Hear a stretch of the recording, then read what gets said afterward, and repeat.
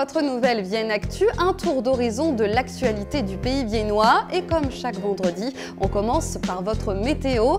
Du beau et du chaud pour ce week-end. Le vent du sud a cet avantage qu'il fait grimper le mercure. On attend 18 degrés demain à Vienne et Lusigné, 17 un petit peu plus haut sur Roissy et Pélussin. Vous aurez quelques averses dimanche, mais la semaine prochaine s'annonce plutôt claire et douce. Dans l'actualité cette semaine, le coup d'envoi de l'opération Bosse ton bac, le 30 et le Bureau Information Jeunesse proposent des ateliers aux futurs candidats au bac. Le premier a eu lieu ce mercredi avec une préparation aux oraux et aux langues. Notez déjà le prochain dans votre agenda, ce sera le 21 mars. Et puis une semaine intensive de révision est prévue du 12 au 16 juin prochain.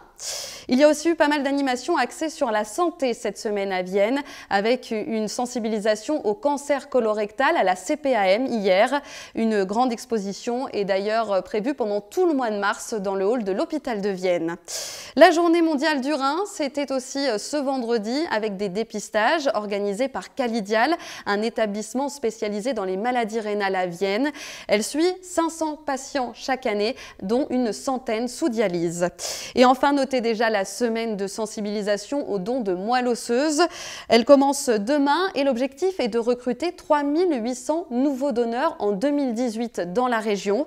Pour donner, c'est très simple, il suffit d'avoir 18 ans, d'être en bonne santé et de répondre à un questionnaire.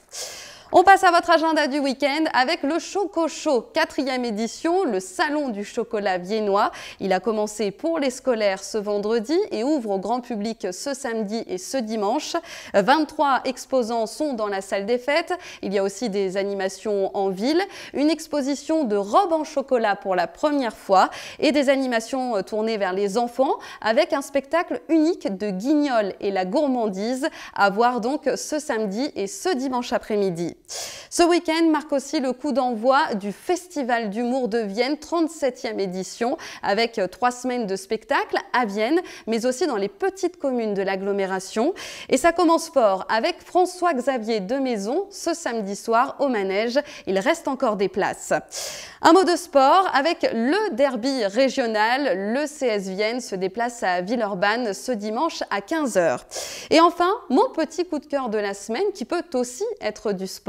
Un grand Cluedo est organisé dans les rues de Vienne ce samedi après-midi au départ du temple. Comme dans le jeu, il suffit de résoudre une énigme, une animation familiale que l'on doit à Chloé Laurent et Loïs Poirot. Elles sont toutes les deux étudiantes en BTS Communication au lycée La Fitzgerald.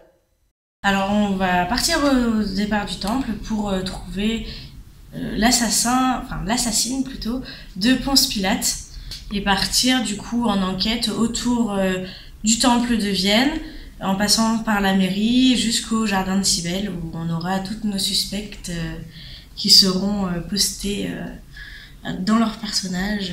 Oui. Voilà, parce qu'effectivement, on part sur la semaine donc, de la Journée internationale des droits des femmes.